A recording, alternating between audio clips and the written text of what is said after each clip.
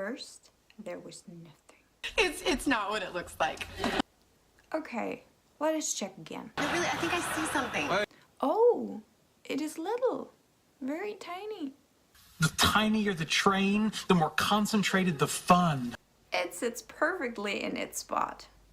In the winter, that seat is close enough to the radiator to remain warm, and yet not so close as to cause perspiration. In the summer, it's directly in the path of a cross breeze created by opening windows there and there. It faces the television at an angle that is neither direct, thus discouraging conversation, nor so far wide as to create a parallax distortion. But then, out of a sudden, another force came like out of nowhere.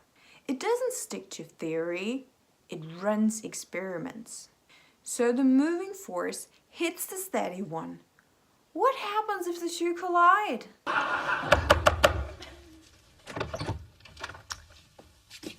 Yes? Yeah, I'm Leonard Hofstetter. I called you about the apartment. You said to come by. I know what I said. I know what you said. I know what my mother said on March 5th, 1992. The start of something new that came with so many possibilities they could have never dreamed of before. Our babies will be smart and beautiful. Stars, or astrals, were created that shine so brightly in the night sky. Calm, peaceful, and romantic beauty. Oh, if they could talk. What's so funny? Is your American accent, everything you say sounds stupid. Stores are pretty, aren't they? It is another steady force that needs another moving force as its counterpart. The other one helps the steady force to move. What's going on, Day Dwellers? Together, they create galaxies with planets and moons within their solar systems, having their stars, their suns, in their respective centers. Our whole universe was in a hot, dense state that nearly 14 billion years ago expansion started. Wait. The moving force is called Explorer of the Stars, or astronaut. It goes from one planet to the next, mostly crashing into them, hoping desperately to find a place to stay. It will never give up, even after being constantly rejected. Luckily, the Earth kept it. The moving force turned into a steady one. This was the first working couple.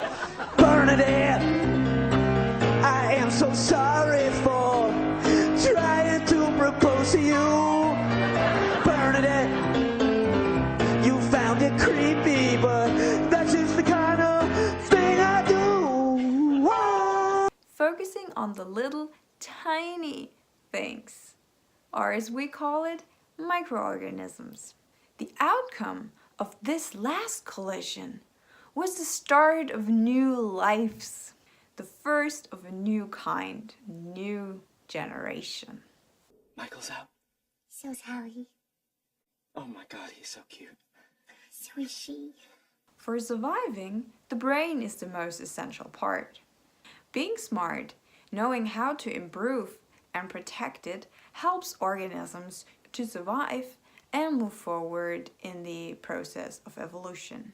Therefore, these organisms are confronted with what they once were and what they want to turn into. Smart organisms choose wisely. I got you a little something. A little something? Oh, hey.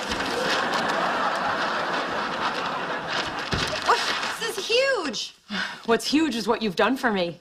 While the brain was developing and expanding, just like a tiny new universe, and wonders if it should better not be called multiverse, as we cannot be sure that there's only just one of it, especially not when every brain of every person is like one. It reached a new form of being. I wrote this when I was 5 years old. A proof that algebraic topology can never have a non-self-contradictory set of abelian groups.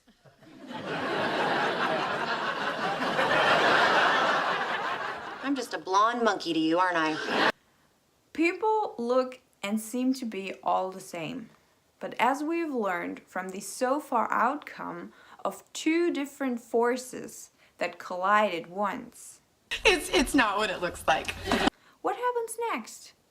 Programming machines are doing more and more work? Do we live longer with the help of machines? Do we control them, or will they control us? Will we program them to make them smarter than us?